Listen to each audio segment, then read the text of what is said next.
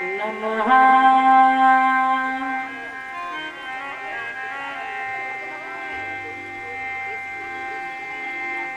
ओम श्री कृष्णाय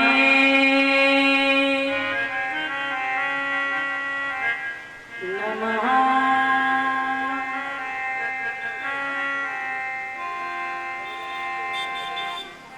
श्री गुरुचरण कमलभ्यो नमः।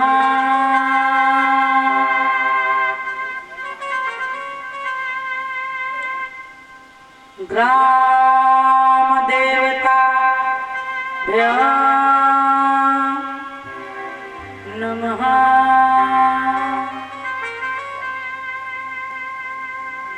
स्थान देवता भ्यो नमः।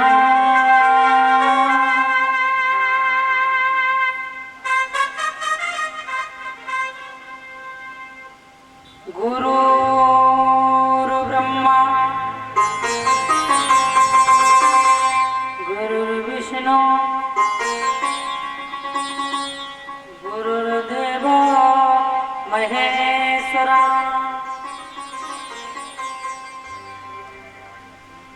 गुरु साक्षात् परब्रह्म तस्मै श्री गुरुचरण कमलभ्यो नमः।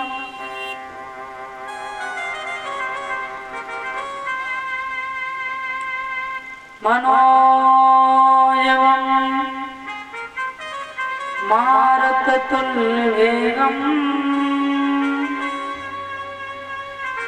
जितेन्द्रियं बुद्धिमतां वातात्मजं वानरयूथ मुख्यं श्रीरामदूतं शरणं प्रपद्ये।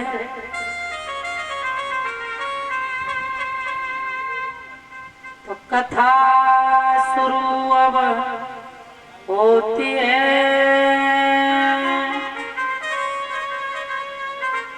आओ वीर हनुमान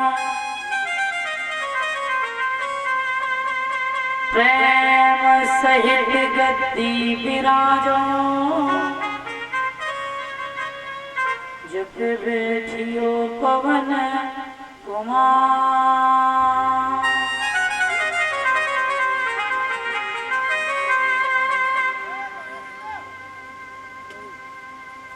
तो राधा मेरी माता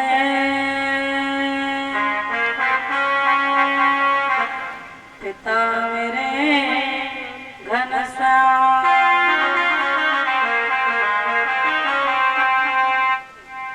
उन दोनों के चरणों में मेरा कोटि कोटि प्रणाम। और राधा रानी सरकार की सतगुरुदेव भगवान की।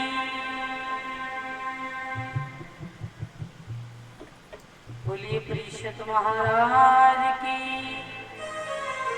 दो पुत्र हैं, कौन कौन?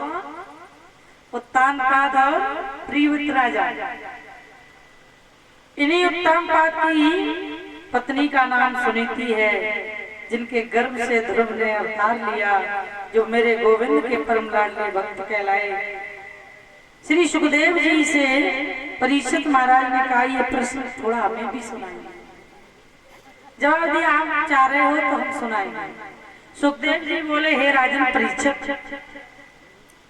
प्रियव्रत और उत्तानपाद दो पुत्र हैं, ये प्रश्न बहुत अच्छा है। जरा मैं थोड़ा सा स्पष्ट कर दें। सोवरन सिंह दादा,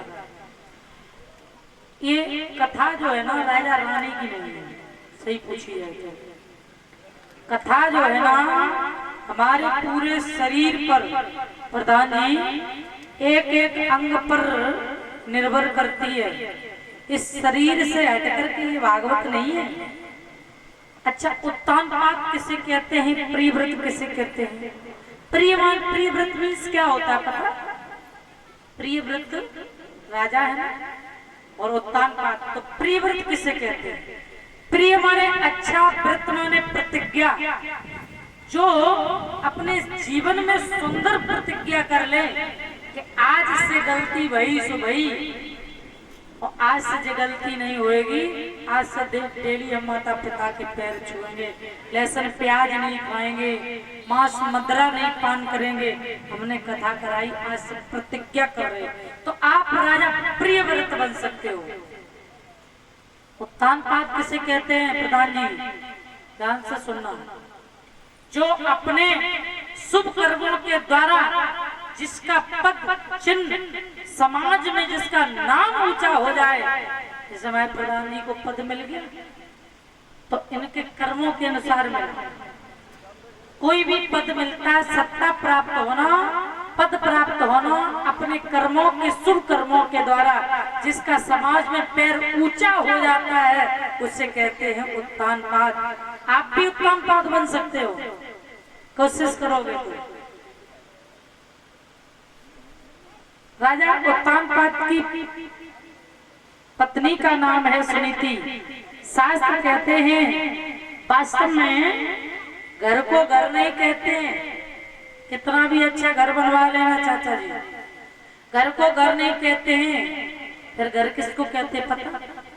घर किसको कहते हैं? घर कहते हैं मैया गृहिणी को। जिस घर में गृहिणी अच्छी है वो घर अच्छा है, गृहिणी अच्छी नहीं है वो घर नरक का अड्डा है। उत्तान पाद अपनी पत्नी का बहुत सम्मान करते थे, बहुत आदर करते हैं। उत्तान पाद राजा एक बार सुदूर प्रांत में भ्रमण करने के लिए गए। वहां के राजा की पुत्री को देखा जिसका नाम है सुरुचि। सुरुचि के प्रति राजा का आकर्षण हो गया, प्रेम हो गया। तो राजा का जब आकर्षण हो गया तो सुरुचि के साथ में वहीं पर प्रमाण भागवत से मिला है कि गंधर्व विवाह कर लिया और कहा हमारे घर चलो सुरुचि से। राजा उत्तान पाद के घर सुरुचि आ गई। उसने घर में प्रवेश होते ही पूछा ये कौन है?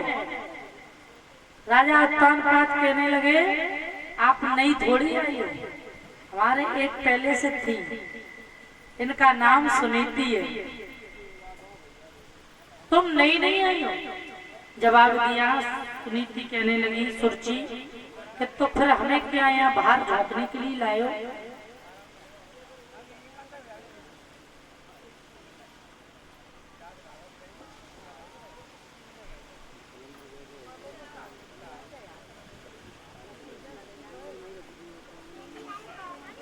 रह लो और रहने के बाद में उसे अलग कर देंगे। जब आप 4-6 महीने की बात कर रहे हो, मैं 4-6 मिनट नहीं रुकूंगी इसके साथ में। सुनीति को पता चला कि महाराज का डोला जो है ना दरवाजे पर आ गया। सुनीति भाग करके गई। प्रमाण ये मिला है कि एकदम से झट से पैर पकड़ लिए। मैया ने कहा बहन तू नीचे उतर आ, मैं तेरी गोबर हारी बन जाऊंगी। तेरे लाला हो वो, तेरे लाला को मैं खिलाऊंगी, मल मूत्र जो त्यागेगा उसकी सफाई करूंगी, तेरी दासी बन करके रहूंगी। सुरुचि कहने लगी बूढ़ी बिल्ली बन करके, भगतन बन करके चिड़ियाघर में रहना चाहती है। बोले ये कदाप नहीं हो सकता महाराज, मेरा डोला इस समय वापस कर दीजिए। जैसे ही वापस करने को नंबर आया तो एकदम से मैया ने पैर पकड़ लिए। जब पैर पकड़े हैं तो मैया के पेट में ऐसी लात मारी सुरुचि ने तो लात सुरची ने जब मारी तो सुनीति की नहीं लगी, राजा को ऐसा लगा कि लात तो स्वयं मेरे लगी हो। मैया कहने लगी, बहन तूने मेरे लात मारी, मुझे लात का कष्ट नहीं, तू मेरी दोनों आंखें क्यों निकाल ले। आज मैया हंसती हुई जवाब दिया, बहन तेरा डोला वापिस नहीं जाने दोगे। सुनीति सुंदर विचार वाली नारी। श्री सुखदेव जी बोले, हे राजन परीक्षक, आज मैया कहने लगी, सुनीति ने जवाब दिया, मैं अलग हो जाऊंगी तेरी अगर ऐसी इच्छा है। जवाब दिया, महाराज इसे नील का लहंगा, गजी की साड़ी दो, एक बांस दे दो हाथ में, इसे काग बिगाड़ बना दो। मैया ने वही स्वीकार किया, बांस हाथ में लिया, बारे करम। कहाँ एक महलों की रानी आज की काग बिगाड़न बन गई। मैया उस पर भी राजी हो गई और जवाब दिया, बहना हंसती हुई, एक मेरी बात सुन। क्या क्या बोली कि रानी हंसती, नीति हंस रही है, रानी हंसती और दासी रोती, असुवन से धोती, कर्म में क्या लिखा है।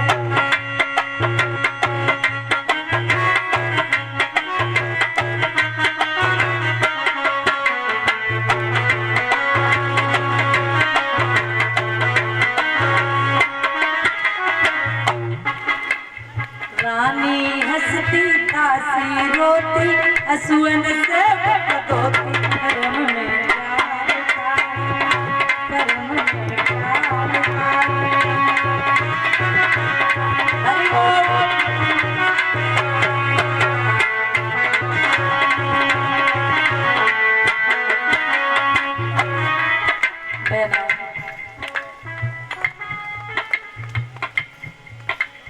ओ मेरी छोटी बहना बोलिए, जवाब दिया, मेरा आशीर्वाद है। ओ मेरी छोटी बहना, तेरे हो जावे एक ललना।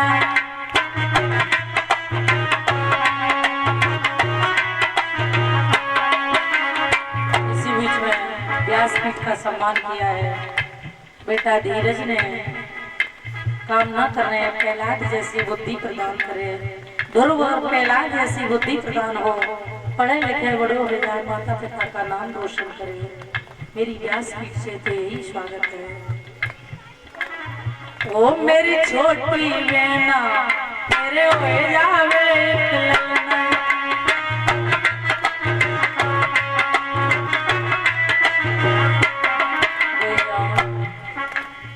मेरे पति को दुख नहीं देना, दुखियाओं समझाती, कर्म में क्या लिखा है, कर्म में क्या लिखा है।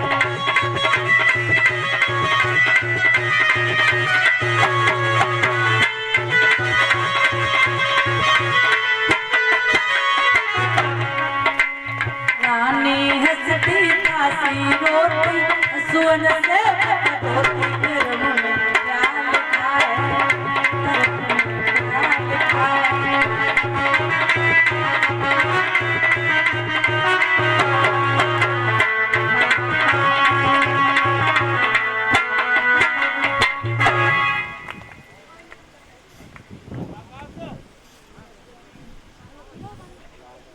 बोली वृंदावन में हरिलाल की। आज मैया सुनीति जो है ना, काग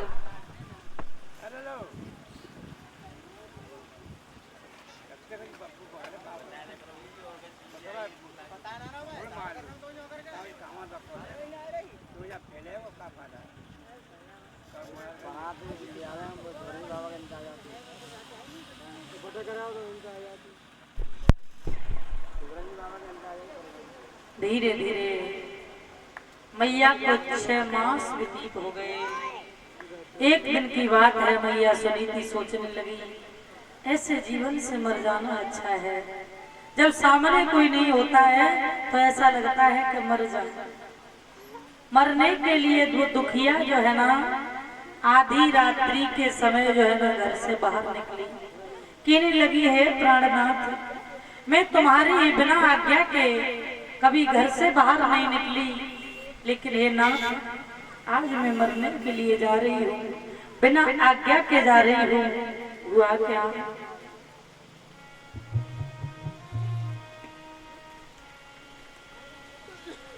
आरे दुख की मारी माता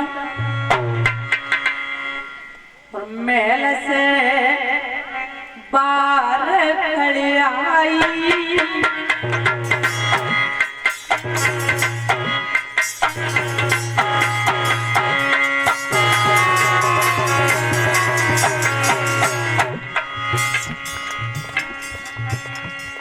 दुख की मारी मौत महल से बाहर खड़ी ना जन्मो राजकुमार जगतिया लकी वर आई।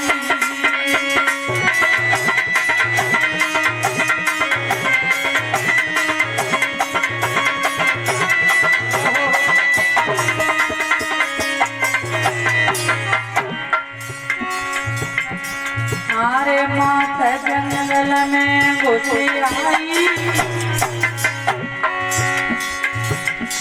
हमारे माता जंगल में घुसी आई, और कर कर पति की याद याद कर मैया आई।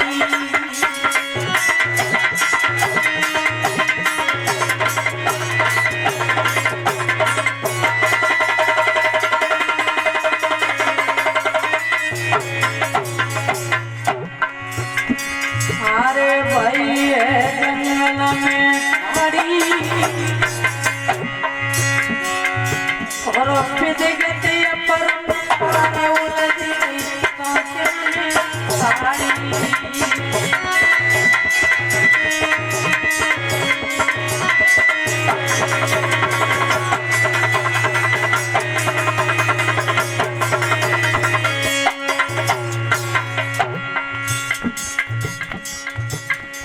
आरे विपत्तिया विधना ने दी,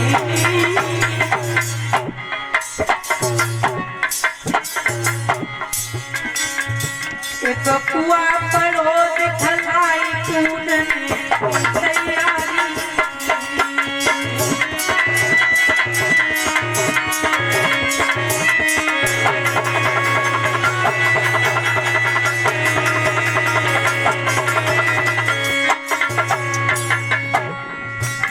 माथा जब पानी ढेरी, रोने की सुनी आवाज भाग के आए गयो कहरी,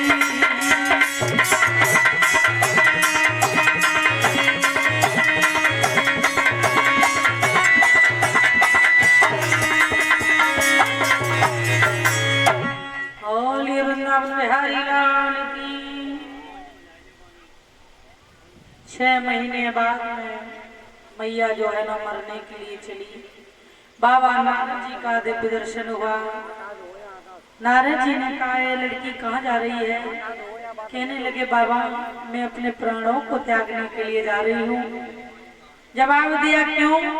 तुम्हें पता होना चाहिए, जो अपने हाथ से मृत्यु करते हैं लड़की, तू अघोगति तुझे मिलेगी, तुझे जीवन दान पुनः नहीं मिलेगा।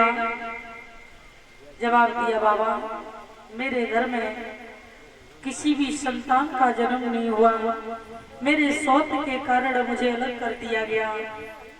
आज 6 महीना हो गए बाबा, मैंने अपने पिया की शक्ल नहीं देखी।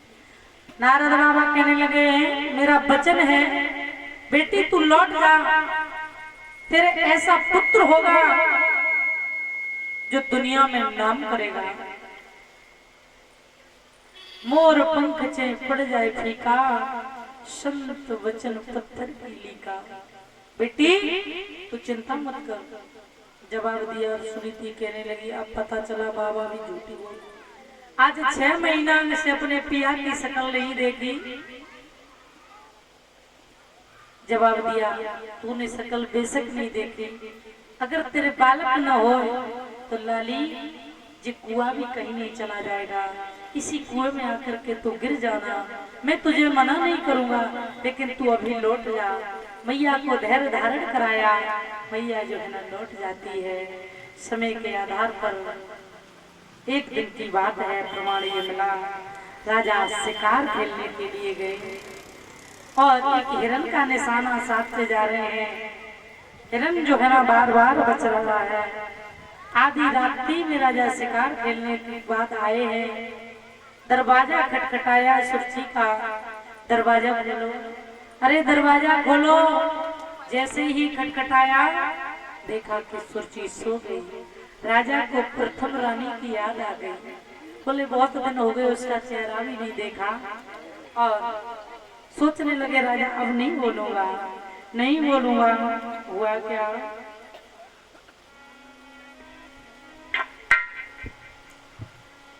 आरे सुकनीन रे सोई गई भैया रानी।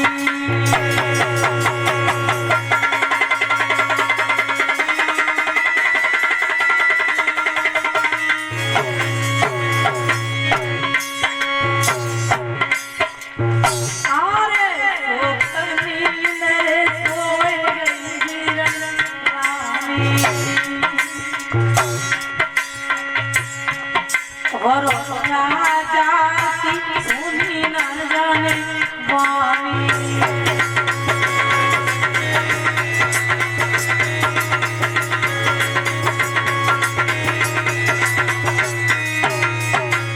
राजा कहने दरवाजा खोलो। धीरे धीरे बोल रहे। सोचने लगे अब नहीं बोलेंगे। कुछ ही समय बड़ी रानी की याद आ गई। हुआ अरे जय खाल सुनीति को आया।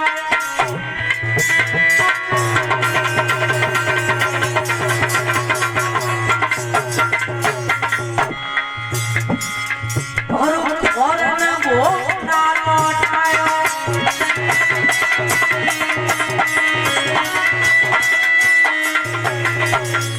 जैसे ही घोड़ा लौटाया मैया के दरवाजे पर पहुंचे। धीरे धीरे राजा बोल रहे दरवाजा खोलो। दरवाजा खोलो। आहा नीचे वाली जग जाएगी ना तो हड्डी की सुरमा बनाएगी। दरवाजा खोलो। मैया एक ही आवाज में जग गई। लगता है आज सौतने मारने के लिए भिजवाई। दरवाजा खोल रही कि नहीं खोल रही ना भी। जैसे ही कहा नीचे वाली जग जाए, रानी समझ गई राजा हमारे छुप करके आए हैं। दरवाजा खोल दिया, हाथ में हाथ पकड़ा। हुआ क्या,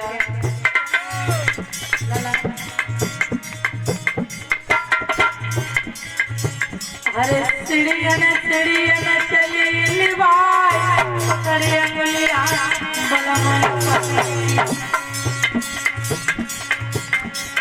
जाने अट्टा पहले बैठा। प्यारे बलमा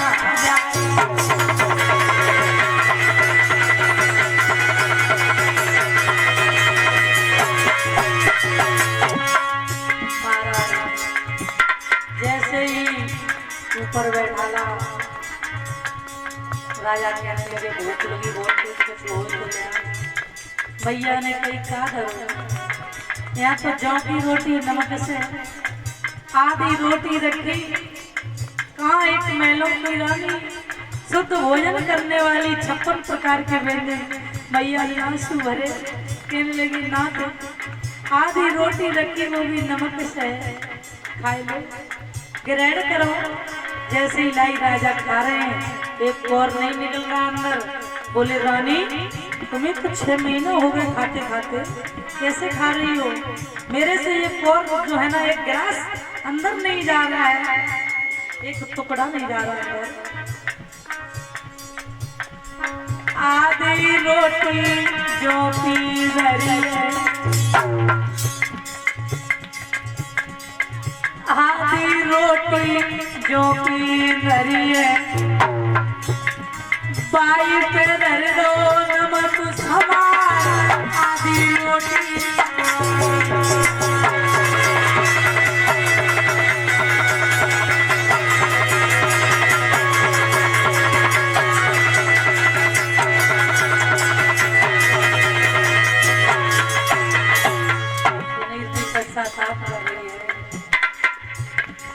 मेरी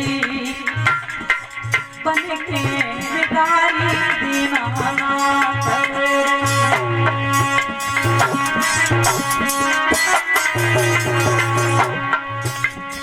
मेरी बन के बिगारी दीनानाथ, रोए रोए के रोए रोए के मैया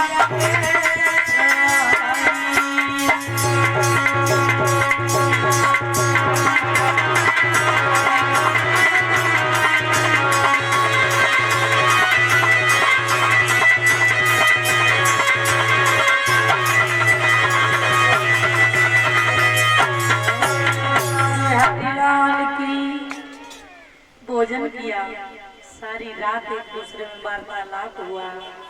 4 बजे घंटा वाले ने जैसे ही घंटा बजाया, राजा कहने लगे हे प्रिय अब छोड़ो हमें और हमें जाने दो, आज्ञा दो, क्योंकि वह नकटी जग गई होगी तो पता नहीं क्या करे हम।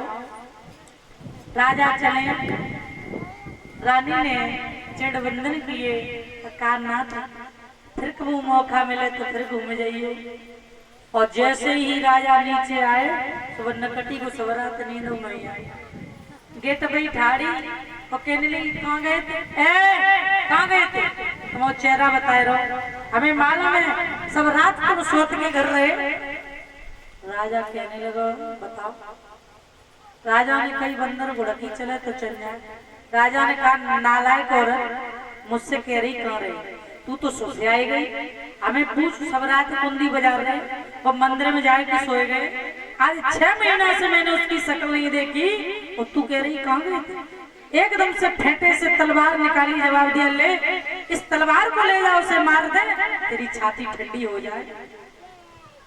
जैसे ही कड़क करके राजा ने बोले, हाय डरी गई, बंदर गुड़की कौन करी गई। राजा से कहने लगी महाराज भोजन करिए, आप नाराज रह गए। और महाराज ने भोजन किया। प्रमाण ये मिला है उसी रात सुनीति भी गर्भवती होती है और दोनों रानियां जो है ना गर्भवती हैं। बीत गए इस बात से दोनों के नामास, दोनों के सुतो गए छाल प्रवन प्रकाश। बड़े सुंदर दोनों के बच्चे हुए। अब तो महाराज बधाई बज रही है। रानी के महलों में, सुरची के महल में सब बधाई देने के लिए गए, लेकिन गरीब जो व्यक्ति होता है उसके पास में अगर राम राम करियो तो बाकी रामू राम कोई नहीं लेती। मैया सोच रही है ये बधाई मेरे ही लाला की पड़ रही। मैया बड़ी प्रसन्न है। धीरे धीरे धीरे धीरे समय व्यतीत हुआ। दोनों बालकों का नामकरण संस्कार हुआ। बड़े बेटे का नाम ध्रुव रखा, छोटे बेटे का नाम विद्वाना ने उत्तम रखा। अब तो दोनों बालक जब सियाने हुए, एक दिन की बात है, ध्रुव वो उत्तम से कहा है, उत्तम ने कि भैया ध्रुव मेरी मैया सो गई है, चलो पिताजी की कचहरी में चलते हैं। बड़ी सुंदर दोनों जोड़ी जो है ना, जब कचहरी में पहुंची राजा ने आता हुआ देखा। बड़े पुत्र ध्रुव को जंगा पर बैठा लिया, छोटा बेटा खड़ा हो गया, लेकिन चुगला हर जगह हो महाराज। चुगला ने देखा, सुरची से कहा जाकर के, सुरची ने आकर के गाल में ध्रुव के ऐसा तमाचा मारा तो कहा नालायक कहीं के, इस गद्दी के लायक है तू। और सुरती ने एक बात कही, तपसा राध्यम पुरुषम तस्वानि गृहेण में गर्भे त्वाम साधे आत्मानम यदि इच्छस निर्पासनम। पहले तू तपस्या कर और तपस्या करके भगवान की प्राप्ति कर, और भगवान की जब तुझे प्राप्ति हो जाए तब मेरी कोख से तू जन्म ले। देखिए सुरची ने यहाँ भगवान का अपमान कर दिया। क्या कहा कि पहले तू तपस्या कर। तपस्या करना ठीक है, बच्चे को बताया, लेकिन तपस्या करके भगवान की प्राप्ति कर।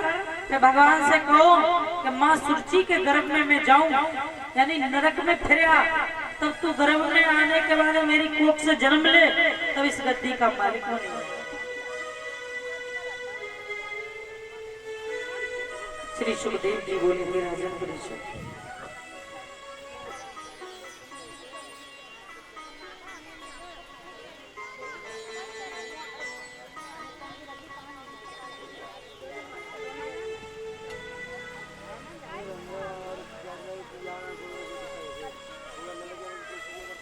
बोली वृंदावन बिहारी लाल की, सतगुरुदेव भगवान की। ध्रुव जो है ना रोता हुआ आया, कहा माँ मुझे सौतेली माँ ने थप्पड़ मारा। माँ मारती रही, पिता ने एक शब्द नहीं कहा। सुनीति के मुंह में से निकल गया, बेटा माँ ने क्या कहा? जवाब दिया, सौतेली मैया ने कहा तपसा राध्यम पुरुषम तस्वानि गृहेण में।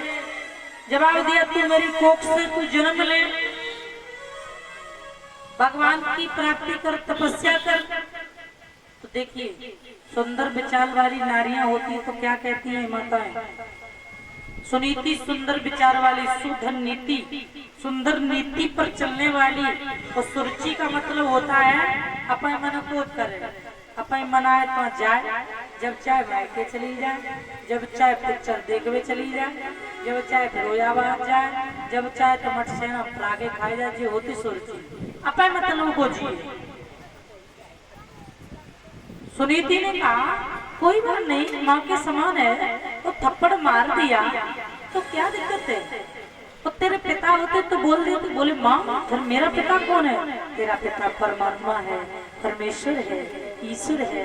और लाला वो तेरा ही पिता नहीं, वो संसार का पिता है। जब तू बड़ो हो जाए तपस्या करना, भजन करना, तेरे पिता की प्राप्ति हो जाएगी। और तू जब पिता की प्राप्ति हो जाएगी, भगवान की प्राप्ति हो जाएगी, तो तू गद्दी का मालिक तो वैसे भी बन जाएगा।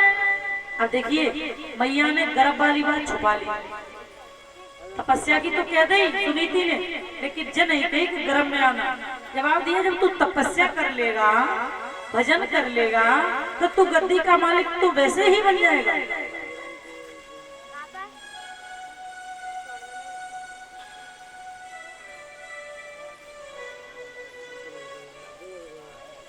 सुंदर माताएं जो होती हैं, सुनीति कहते हैं सूप को। सूप क्या होता है? अच्छो पे पास रखो तो और खराब बाहर निकाल देता है। और चलनी मोटो ही मोटो रखा वह तो पूरी छिदी पड़ी है, वह अच्छो तो बाहर निकाल दी। इसी तरीके से माताएं होती हैं जो सुरची अभेद बुद्धि की होती हैं। वो काकाती लला तू जब बड़ो हो जाए तो तेरे ताऊ ने मुझे बहुत परेशान करो।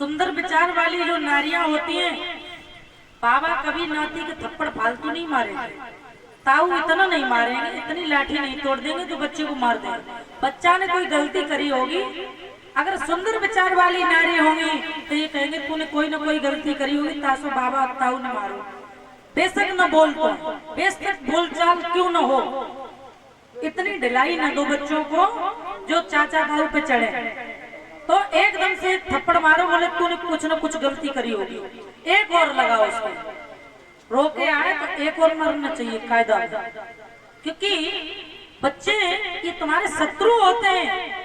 अगर इंटर तक क्लास तक अगर आपने सुधार लिया तो बच्चे सुधरेंगे, तुम्हारे इतने तुम्हारे ही दुश्मन बनेंगे। और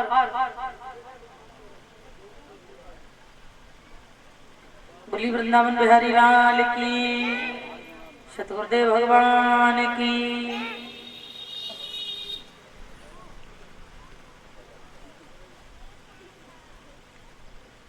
और सुरची जैसी होती, चलनी जैसी, चलनी जैसी बेकार काती नेक सदोरा हो, तो खवा खवाए जाई सु खवारे जाई सु दूध पिवारे, तू कब पट्ठा हो और कब जाको ताऊ को चाचा को जिन्हें बनाए साफ ही कर दी, बिल्कुल साफ। हाँ, जाने दारी में बहुत परेशान करो, जिन्हें हिस्सा नहीं घूरो डारे तक की जगह नहीं दी, ऐसी बात है। इतना विष भर देती है, कितने भी भाई भाई एक थाली में खाने वाले और महिलाएं विकृत बुद्धि की आ जाए तो वो घर बिगाड़ देती है। एक हमारे अलीगढ़ की कहानी कि दो भाई थे महाराज, और दोनों भाइयों में इतना प्रेम था कि साथ साथ खाएं और जहाँ जाए तुम साथ साथ जाए। जब उनको विवाह होगा तो पत्नियां ऐसी आई भगवान की कृपा से, एक के लड़का 4 भाई और एक के 5 यानी 9 बच्चे लड़का। तो समय यहाँ तक आया समझो, घर पे दोनों भैया जब आवे तो जल गए एक दूसरे तो बोलते ही नहीं, और खेत पे जावे तो दो का साथ साथ में एक को के भाई भाई होता है। भाई जैसी मूर्ति कहाँ मिल सकती है मेरे प्यारे। और घर पर जब आए तो ऐसा लगे पत्नियों के सामने जो कहूँ तो बोलते ही नहीं, दुश्मन, खान पान नहीं है कोई में, लेकिन बोलचाल यहाँ तक बुढ़ापा आ गया, बोलचाल बंद नहीं भाई। एक दिन क्या हुआ, बड़ा भैया खत्म हो गया, और जब भैया खत्म होएगा तो छोटे वाले बुजुर्ग रहे वो भी बुजुर्ग होएगा, बोले आज तो चलो जान दे हमें, क्योंकि मेरी भैया की अंतिम अर्थी है, मुझे आज भेज दे, मैं भैया को कंधा दे दे। कंधा लगाया, बोले डोकरा, लड़के कहने लगे अंदर रहो, ताले में बंद कर दिया। उस डोकर को 13 दिन तक ताले में बंद रखा। क्यों? इसी में खाओ, बिल्कुल जा नहीं सकते दरवाजे। अब जिसका भाई गया हो उसके दिल पे पूछो। 13वें वाले दिन में जब सब खाए के चले गए तो महाराज बाद में तारो खोलो, जवाब दी अब घूमो। वो भैया के कारण एकदम से मुंह बांधो, और जहाँ वाल्मीकि समाज के रह गए थे खाने के लिए, जो खा रहे थे सबसे लास्ट लाइन में भैया लग गो कि भैया का अंतिम कोर है, हमें ये खा ले। चुपचाप से जैसे ये खाने लगा, मेरे दादा आंसू पूछता जा रहा भाई की खातिर, रोने लगा। बोले दुष्टों ने मेरे भाई के प्रति निकलने नहीं दिया, मैं भैया भैया खेतों पर जाते थे, हुक्का साथ में पीते थे, ऐसी औलाद मर जाए। मेरी पत्नियों ने आकर के औलाद में विकृतता फैला दी, बुरी तरीके से रोने लगा। लड़कों ने देखा चाचा चाचा तुम वाल्मीकि लाइन में लगे हो, चाचा तुम्हारा आना हो गया। एकदम से बॉम्ब बोली, बोले चाचा अंदर आ रहा, हम तो चाची की वजह से नहीं गए थे। चाची गाली गलौज करने लगती, चाचा को भोजन पानी कराया। चाचा ने कहा बेटा मेरी एक बात मानो, 4 तुम हो 5 हमारे हैं, जब तक मेरी सांस रहे तब तक तुम अलग न रहो, सब बोल चाल के शामिल रहो, बस यही मेरी आशा है, यही सुख है। तो हमारे बुजुर्ग हमारे भैया नहीं भी होते, ये एक मुख्य होते हैं। कुछ माताएं ऐसी आ जाती हैं जो बंटवारा करा देती है। मैंने कई घर देखे जिनमें बंटवारा नहीं हुआ। खाना तो एक चीज अलग है, ज्यादा बड़ा परिवार हो जाता है तो बन जाते हैं, लेकिन खेती का बंटवारा मैंने कई जगह देखा है जो भाई भाई में हुआ नहीं, 3-3 पीढ़ी तक। तो कहते हैं माता ये कथा कोई गान नहीं है, इस कथा ये ध्रुव चरित्र की हमें शिक्षा देती है कि इसमें अपने बच्चों को अच्छे संस्कार दो। ध्रुव की मैया जब ध्रुव को ले जाती थी सत्संग में तो सत्संग संत महात्माओं का सुनाती थी। और कहते हैं कि होनहार बिरवाल के लखत चीकने पात। वृक्ष जो होनहार होता है वृक्ष, उसके पत्ते चिकने होते हैं। बता देते हैं कि वृक्ष जो है ना अपनी सीमा तक जाएगा। इसलिए हमारे वेदांत दर्शन में लिखा है बालक को कि गुरु जो होती है वो माँ होती है, प्रथम गुरु। माँ चाहे तो बच्चे को चोर बना दे, माँ चाहे बच्चे को डाकू बना दे, माँ चाहे बच्चे को साइंटिस्ट बना दे, माँ चाहे संत विद्वान बना दे। अगर माँ चाहती है वही होता है। इसलिए ऐसी शिक्षा दो कि छोटी मोटी बातों पर कम मिला या ज्यादा मिला, अरे जीवन में हाथ पैर अच्छे हैं, हेल्थ इज वेल्थ, स्वास्थ्य ही धन है। स्वास्थ्य तुम्हारा अच्छा है, बच्चों का स्वास्थ्य अच्छा है, तो तुमसे बड़ा रईस कोई नहीं है। जब भगवान की जब आवे संतोष धन, तब सब धन धूल समान। संतोष लाइए, तुम्हारी किस्मत में जो नहीं है वो जीवन में नहीं मिल सकता है, तो जो है तो गया हुआ भी धन वापस मिल जाएगा। रावण दल में क्या था? बुजुर्गों का अनादर था।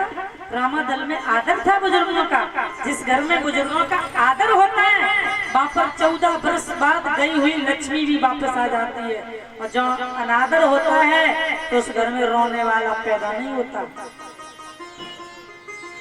भागवत सुनने से तब फायदा है कि जीवन में बातों को उतारिए।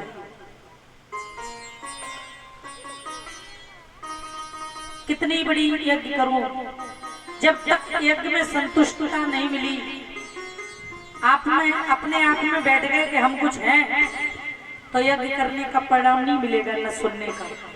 आप सुनने के बिल्कुल अधिकारी नहीं। अधिकारी वही होता है जो मैं का शब्द निकाले यहाँ बैठ करके, ऊंच नीच का भेदभाव ना हो कि हम पंडित हैं, कि हम ठाकुर हैं, कि हम पैसे वाले, ये चीज नहीं होना चाहिए भागवत के अंदर। और कितना भी दुश्मन क्यों ना हो, उससे भी नतमस्तक भैया हमने यज्ञ करो, ऐसा नहीं हमने करो तो हम बाकी द्वारे करोगे। अरे नहीं, जो तुम्हारा शत्रु है उससे जरूर। झुकता वही है जिसमें जान होती है, अकड़ता वो है मुर्दे की पहचान होती है। मुर्दा होता है ना, अकड़ जाता है, वो लचता नहीं है। तो मुर्दे न बनो, तुम इंसान हो, तुम्हारे अंदर जान है, तो झुकना सीखो। और जब झुकोगे नहीं तो भगवान अंत में झुकाएंगे तुम्हें, बताएंगे हमें कैसे झुकोगे।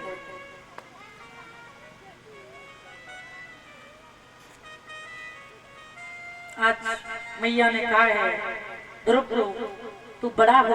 बोले माँ मैं तो बड़ा हो चुका हूँ, 5 वर्ष का ध्रुव। भैया अब तो मुझे आज्ञा दे दो। जैसे ही आज्ञा की बोला, मैया ने कहा बेटा अभी मैं आज्ञा नहीं दे सकती हूँ, लाला तेरी उम्र जो है ना बड़ी नादान है। तू जंगल में जाएगा तो तेरा बछड़ जो है ना कोई शेर चीता कर जाएगा। जवाब दिया माँ तुमने कहा कड़कड़ में वास करते। भगवान बोले हाँ। तो माँ फिर किस बात का बोले? मैया सोचने लगी इसका दृढ़ विश्वास पक्का हो गया। मैया ने आज्ञा दे दी। जवाब दिया बेटा तुम जाओ। तो हट देख कर कुमर की गद गद शिथिल बाणी वही, इच्छा पूर्ण हो तेरी आशीष दे अज्ञादई। जवाब दिया, बेटा माँ का आशीर्वाद है, तुम जाओ। ध्रुव जो है ना वन के लिए चल देते हैं, और जब वन में पहुंचे हैं तो प्रमाण ये मिला है, वहां पर बाबा आचार्य सुखदेव जी कहते हैं वहां पर नारद जी का दर्शन हुआ। नारद जी देखते आ रहे हैं कि कोई प्रिय शिष्य मिल जाए, आशा थी नारद जी को, लेकिन तब तक ध्रुव जी को आशा थी कि कोई अच्छा गुरु मिले। तब तक गुरु और शिष्य दोनों मिल गए। नारद जी को आते हुए देखा तो ध्रुव ने पहली चोट साष्टांग चढ़ा लिया, चढ़ वंदन किया। हम लोग नहीं चढ़ छूते हैं तो ऐसे पर्यंत छुए और यहाँ लगाए गए। जाको मतलब कहाँ है वो, सीना में दम है तो डोकरा अबे न टोर पाए तो तेरे बढ़ापे का तो टोरी नहीं परियन जी का मतलब।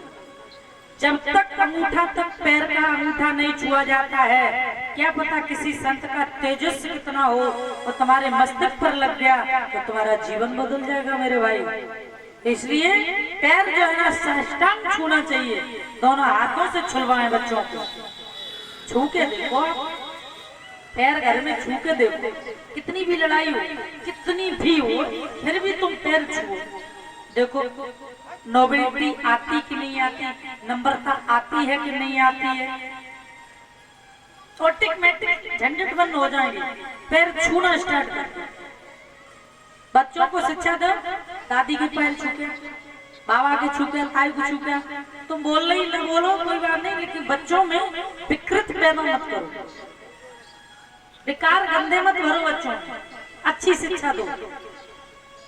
ध्रुव जी जब सर्वत्र छोड़ करके ध्रुव जी के मन में दृढ़ता आ गई कि गुरु बिन भव निदतरे न कोई, जो विरंच शंकर सम होई। बिना गुरु के कोई भव सागर से पार नहीं हो सकता। ब्रह्मा और शंकर के समान भी कोई ऐसा नहीं है जिसने कोई गुरु न किया हो। अच्छा, गुरु कहते किसे कहते हैं? गुरु, गुरु का मीन्स क्या है? ग कहते हैं अंधकार को और रू कहते हैं प्रकाश को। हमारे हृदय में अज्ञान रूपी अंधकार को निकाल करके जो ज्ञान रूपी प्रकाश भर दे उसे गुरु कहते हैं। जो अंधकार बैठा हुआ है, इस अंधकार को निकाल करके ज्ञान रूपी प्रकाश भर दे उसे गुरु कहते हैं। ध्रुव जी महाराज ने अपने मन में संकल्प किया कि मेरा कोई गुरु नहीं है, बिना गुरु के मुझे कौन मार्ग बताएगा, बिना गुरु के परमात्मा से मिलने से कौन बताएगा। मन में भावना जगी तो क्लेश हुआ। उसी समय संत नारद जी जैसे ध्रुव के पास में पहुंच गए। ध्रुव जी ने नारद जी के चरणों में साष्टांग प्रणाम किया। मैंने कहा पहली सीढ़ी मजबूत हो गई। संत देखते ही प्रणाम किया।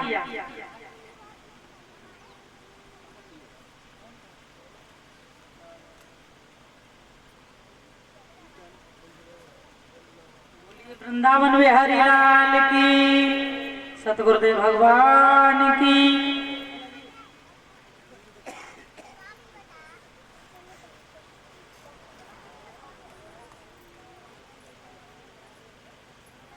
आज नारद जी ने कहा, जब चढ़ बंधन किया लेट करके, तो नारद सोचने लगे पक्का शिष्य मिल गया। दूसरी सीढ़ी नारद ने सोचा दूसरी सीढ़ी भी मजबूत है कि नहीं है। ध्रुव ने कहा मेरी माँ के वचन हैं।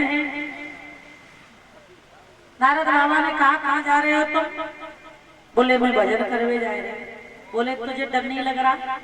इतना घना जंगल है, तेरा तो शेर चीता नाश्ता कर जाएंगे नाश्ता, तू तो बहुत छोटा है। बोले बाबा मेरी माँ ने कहा था शेर चीता में सब में कड़कड़ में भगवान वास करता है। बोले नारद सोचने लगे आहा, अब तो ये दूसरी सीढ़ी भी पक्की होगी इसकी, क्योंकि इसका विश्वास पक्का है। आप करके देखिए विश्वास अगर करोगे, और लिखा है जीवन की डोरी जो है ना उस परमात्मा को सौंप के देखो।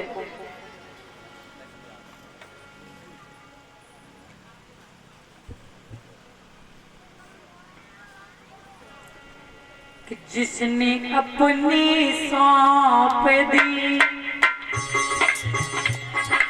प्रभु को जीवन दो, जिसने अपनी सौंप दी प्रभु को जीवन दो,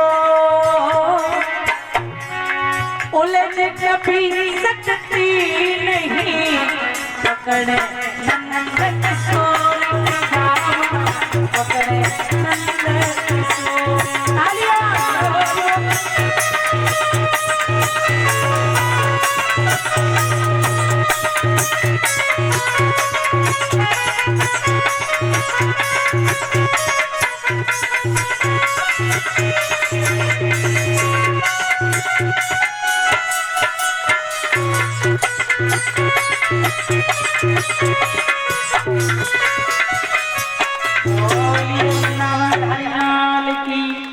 जिसने अपनी सौंप दी प्रभु को जीवन डोर, उलझ कभी सकती नहीं पकड़े नंद किशोर। इसलिए बच्चों को हमेशा अच्छी शिक्षा दो, पूजा करवाओ, ज्यादा नहीं थोड़ी थोड़ी संध्या बंदन कराओ शाम को।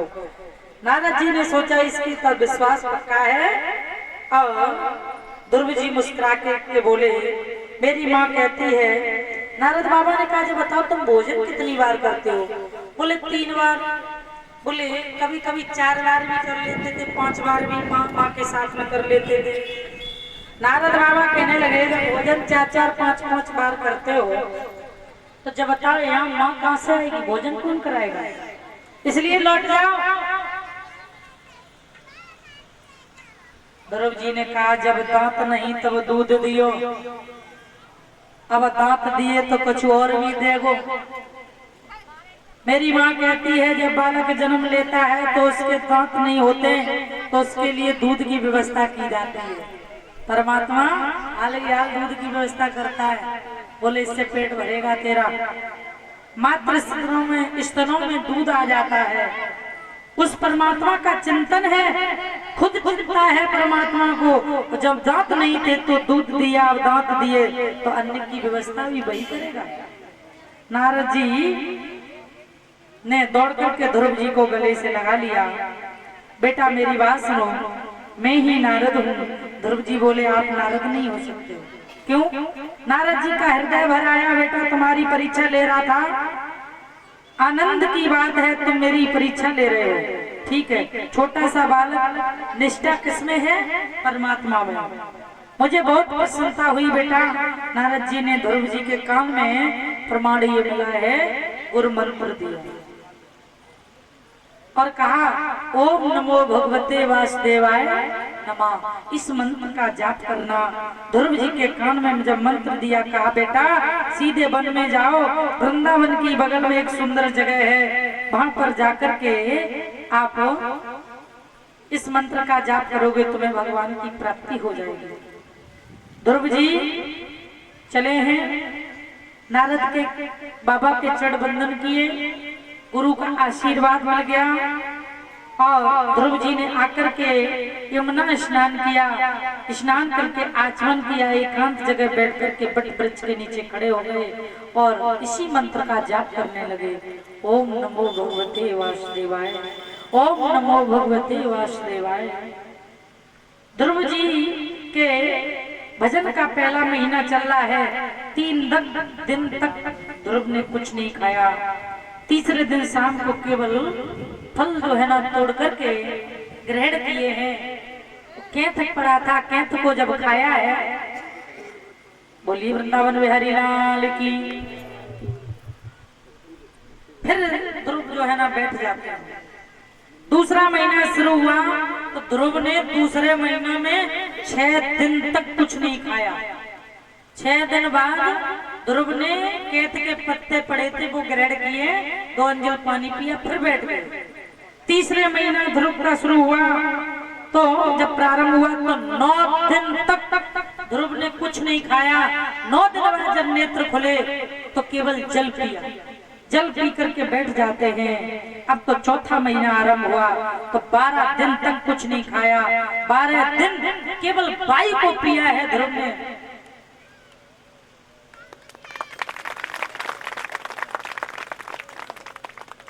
इसी बीच में हमारी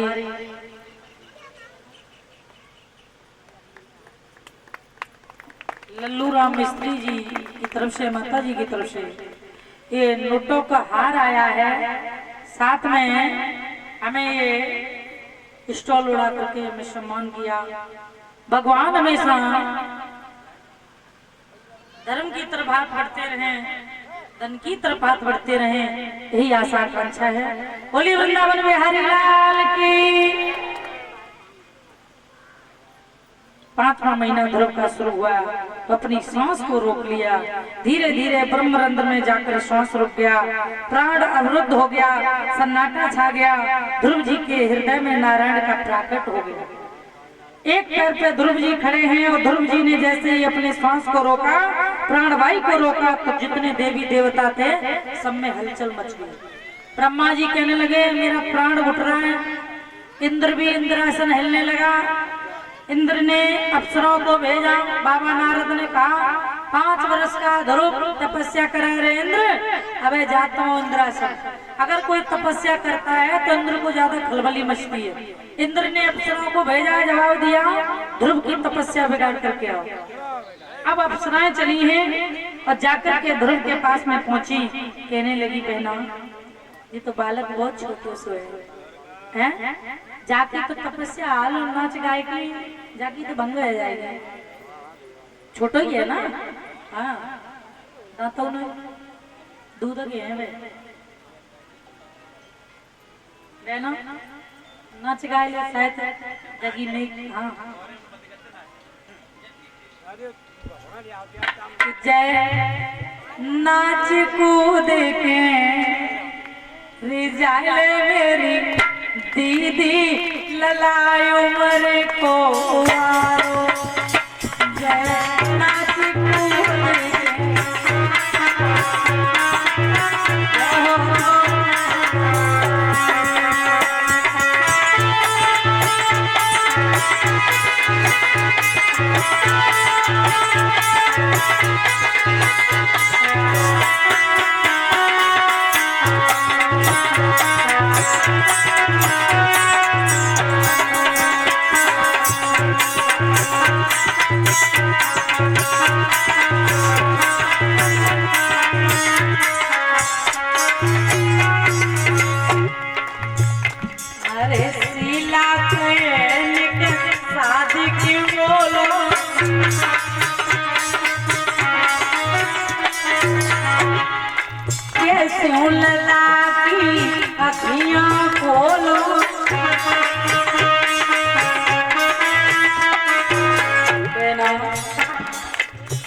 जय ताली बजाए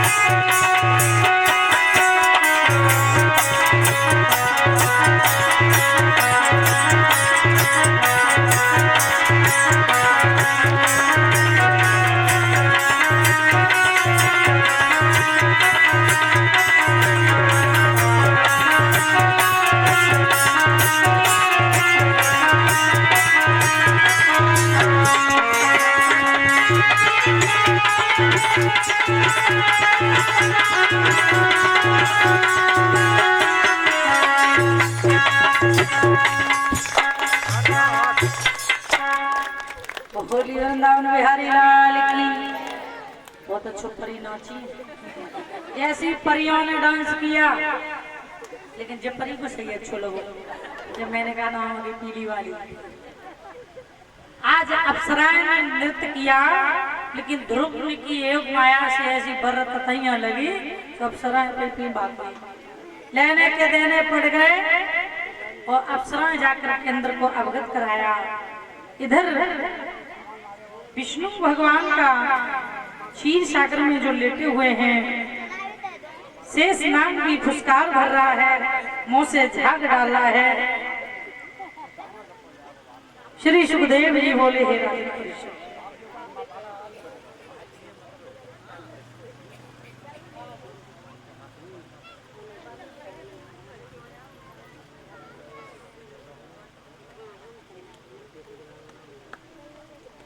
बोली वृंदावन बिहारी लाल की। ध्रुव जी भगवान ने गरुड़ को तैयार किया। भागवत में ऐसा नहीं लिखा कि भगवान ध्रुव जी को दर्शन देने जा रहे हैं, नहीं, भागवत में ये लिखा भगवान ध्रुव जी का दर्शन करने जा रहे हैं। मधुबन में ध्रुव जी को देखने जा रहे हैं, दिखाने नहीं।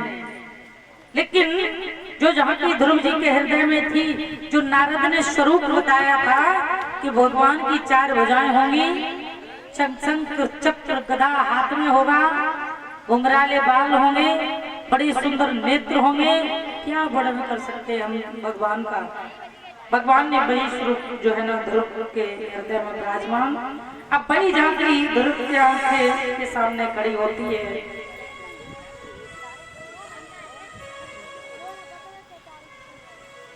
ध्रुव जी घबराए, जैसे ही भगवान ने जमीन में ठोकर मारी तो ध्रुव जो है ना एकदम से हाय कथा कह करके जमीन पर गिरना चाहे, भगवान ने ध्रुव को बाहों में भर लिया। बोलिए भक्तवत्सल भगवान की, शतुर्देव भगवान की। जैसे ही बाहों में भरा, दर्शन हुआ भगवान का। आदरणीय सुखदेव जी कहते हैं परीक्षित, एक बार आंखें बंद करो और ये दृश्य जो है ना अपने हृदय में उतार लीजिए। छोटा सा नन्हा सा 5 वर्ष का बालक ध्रुव जो है ना, चतुर्भुजी भगवान जो है ना ध्रुव के सामने खड़े हैं, लेकिन दोनों को एक दूसरे से देख रहे, न तो भगवान कुछ कह रहे हैं न ध्रुव कुछ कह रहे हैं। देवता हंसने लगे, सोचने लगे कि बताओ कितना सुंदर मौका, ध्रुव कुछ मांगे ही नहीं रहे। अबे तक हमें दर्शन ऐसे मिलते तो हम लिस्ट बना देते मांगने की, अब ध्रुव को तो मांगना ही नहीं आता।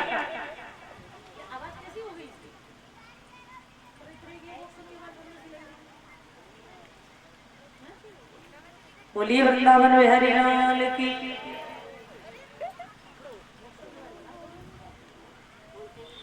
बोली बांके बिहारी लाल की। श्री सुखदेव जी बोले हे राजन, आज बड़ी देर हो गई देखते देखते। भगवान ध्रुव को मुस्कुरा के देखा, भगवान मुस्कुराए तो ध्रुव भी मुस्कुराने लगे। अब दोनों की हंसी देख करके देवता भी मुस्कुराने लगे। उन तीनों की हंसी देख करके महाराज व्यास जी हंसने लगे। उन चारों की हंसी देख करके सुखदेव जी हंसने लगे। उन पांचों की हंसी देख करके महाराज परीक्षित हंसने लगे और महाराज परीक्षित उन छह की हंसी देख करके जितने संत समाज बैठे थे सब हंसने में लग गए। अब सब हंस रहे हैं, भगवान हंसे तो सब हंसने लगे।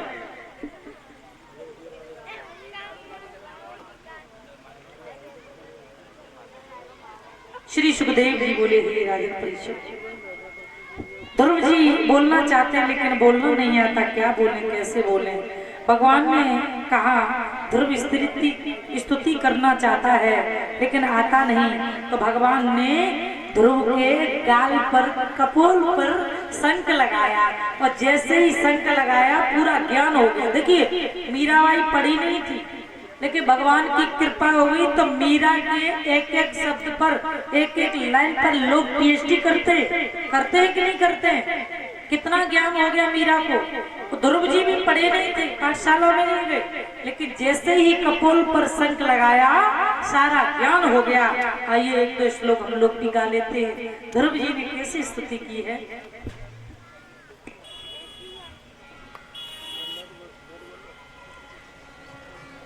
कि नमो निर्विकारं निराकारं नित्यं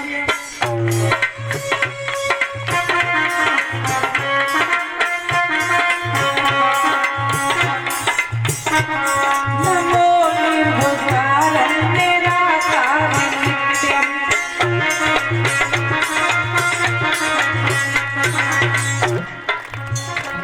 निरीहं अद्भुतं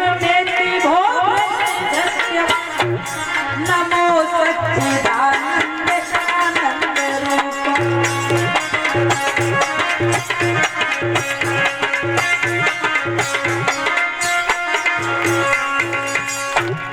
नमो सच्चिदानंद आनंद रूप भगवता पुत्र इस्पात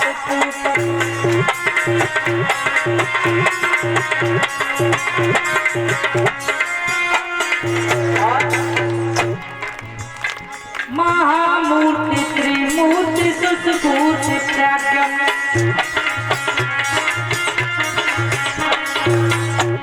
जनाकाश आकाश साकाश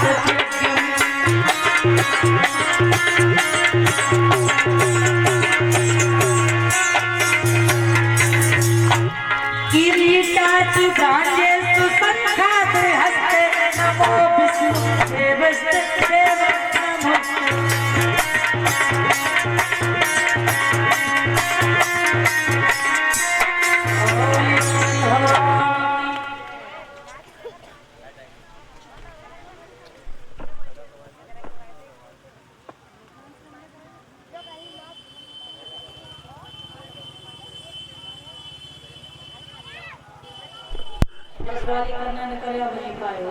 यहाँ बहुत पाए रहो और तुम 31 रुपया नहीं करती जो नहीं खाती सामान पेप्सी ले ले हैं? आज घट्टे कर लियो आओ। हाँ शाम को कार्यक्रम हो रहा बहन जी को शास्त्री जी को और जी सब ले लियो मत ही जाड़ी और जगह नेता भीड़ भाड़ बना जा क्या खड़ी हो है?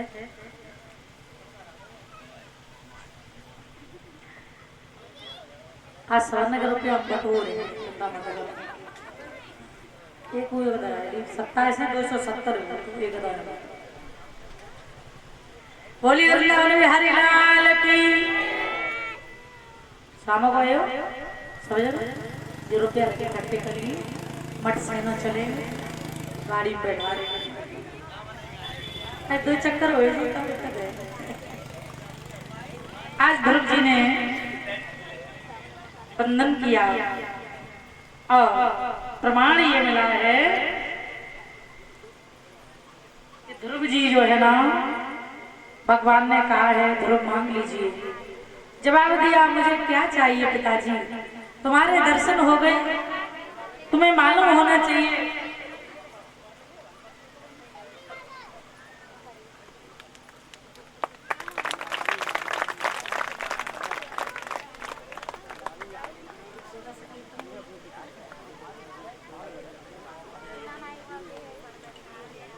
और इसी बीच में आप लोग देख रहे हैं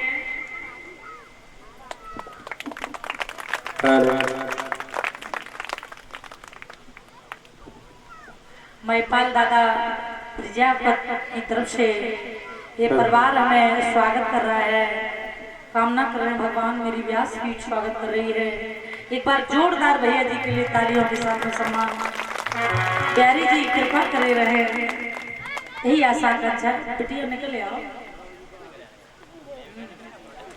लली और जल्दी आ जाओ।